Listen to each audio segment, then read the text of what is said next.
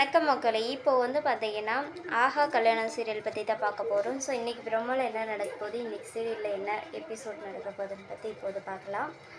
So இப்போ வந்து பார்த்தீங்கன்னா, ஆஹா கல்யாணத்தில் வந்து பார்த்தீங்கன்னா, கௌதம் அடித்து போட்டு ஐஸ்வர்யா கடத்திட்டு போயிட்டாங்க இல்லையா. ஸோ இது எல்லா பிளானும் வந்து பார்த்தீங்கன்னா, கௌதமும் அவங்க அம்மாவோட பிளான் தான்.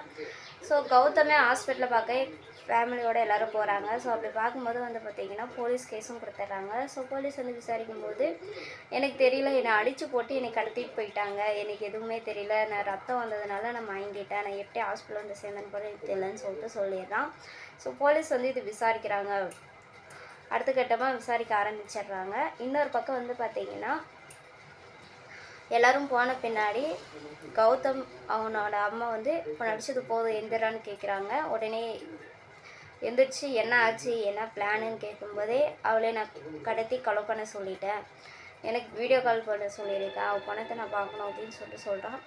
போலீஸ் வந்து இப்படி விசாரிக்கிறாங்கடா. கடைசியில் அங்கே சுற்றி இங்கே சுற்றி நம்மக்கிட்ட வந்துட போகிறாங்கன்னு, இல்லை மாட்டினாலும் நாம் மாட்ட மாட்டோம், நான் அந்தளவுக்கு பிளான் பண்ணியிருக்கேன், அவங்களுக்கு பணமும் கொடுத்துருக்கேன் அப்படின்னு சொல்லிட்டு அதையும் சொல்லிடுறான். ஸோ அதுக்கப்புறம் வந்து பார்த்திங்கன்னா, வெளியே வந்து கௌதமோட அம்மா கௌதமே இப்போ அடித்து போட்டிருக்காங்கன்னா, அப்போது ஐஸ்வர்யாவை எந்த அளவுக்கு குடும்பப்படுத்திருப்பாங்கன்னு சொல்லிட்டு பயப்படுறா. ஸோ அந்த மாதிரி பேசி நடிக்கிறா. அது கேட்டதும் மகா ரொம்பவே அழுறா. ஸோ ஐஸ்வர்யாவுக்கு என்ன ஆச்சு ஏதாச்சுன்னு தெரியலையே அப்படின்னு சொல்லிட்டு அழுந்துட்டுருக்கா. ஸோ இன்னொரு பக்கம் வந்து பார்த்திங்கன்னா, ஐஸ்வர்யா கொல்லப்படலை. கைலாஷ் வந்து அவளுக்கு கல்யாணம் பண்ணிக்கணும்னு சொல்லிட்டு பிளான் பண்ணிட்டான். ஸோ கைலாஷ் வச்சு தான் இந்த கடத்தலையே நடத்தினாங்க. ஸோ ஐஸ்வர்யாவும் கண்டுபிடிச்சிட்டா இவன் கைலாஷ்னு சொல்லிட்டு, உன்னை நான் கல்யாணம் பண்ணிக்க போகிறேன் அப்படின்னு சொல்லிட்டு. ஸோ கோயிலுக்கு வந்துடுறான். கோயிலுக்கு வந்து பார்த்திங்கன்னா, அவங்க அம்மா ஐஸ்வர்யோடைய அம்மாவும் அங்கே தான் இருக்காங்க. நான் இவ்வளோ தான் கல்யாணம் பண்ணிக்க போகிறேன்னு சொல்லிட்டு ஃபோட்டோ எடுத்து மாலை செலக்ட் பண்ணுறான். ஸோ மாலை விரும்பினே பார்த்தா செட் ஆகலை, என் டார்லிங்கோட ஃபோட்டோ பார்த்து நான் மாலை செலக்ட் பண்ணிக்கிறேன்னு சொல்லிட்டு மாலை செலக்ட் பண்ணுறான். அப்போது வந்து பார்த்திங்கன்னா, ஐஸ்வர்யோடைய அம்மா பார்த்துட்றா. படுவாவி என் பொண்ணு கடத்தி வச்சுருக்கானா, எங்கே கடத்தி வச்சுருக்கானு தெரியல, இப்போ கல்யாணம் பண்ணுறதா மாலை வேறு வாங்குறானே, என்னாச்சுன்னு தெரியலன்னு பயப்படுறா.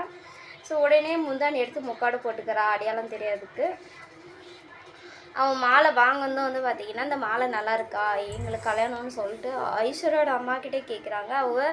ஸோ வாய்ஸ் மாற்றி பேசி நல்லா இருக்குது அப்படின்னு சொல்லிட்டு, மாலை நல்லா இருக்குது, நீங்கள் கல்யாணம் பண்ணிக்கிற பொண்ணு யார் அப்படின்னு சொல்லிட்டு கேட்குறா. ஃபோட்டோவும் காமிச்சிட்றான். இவ தான் என் பொண்டாட்டின்னு சொல்லிட்டு. உடனே ஓகே பொண்ணு நல்லா இருக்குதுன்னு சொல்லிடுறா. ஸோ அவங்கள பின்னாடி ஃபாலோ பண்ணிட்டு போயிடா. அப்போ ஒரு ஃபோன் வருது. கல்யாணம் எங்கேன்னு கேட்கும்போது, எஸ்ஆர்கே நகரில் லொக்கேஷன் உனக்கு அனுப்பியிருக்காங்க வந்துடுறான்னு சொன்னேன். ஸோ இது கேட்டதும் அவளும் பின்னாடியே அவங்க ஆட்டோவில் ஃபாலோ பண்ணி போகிறான். ஸோ ஐஸ்வர்யா கடத்தி வச்சுருக்க இடத்துக்கு அவளும் பின்னாடியே போயிடறாங்க. அடுத்த கட்டமாக என்ன நடக்குதுன்னு அடுத்த எபிசோடில் தொடர்ந்து பார்ப்போம். நன்றி.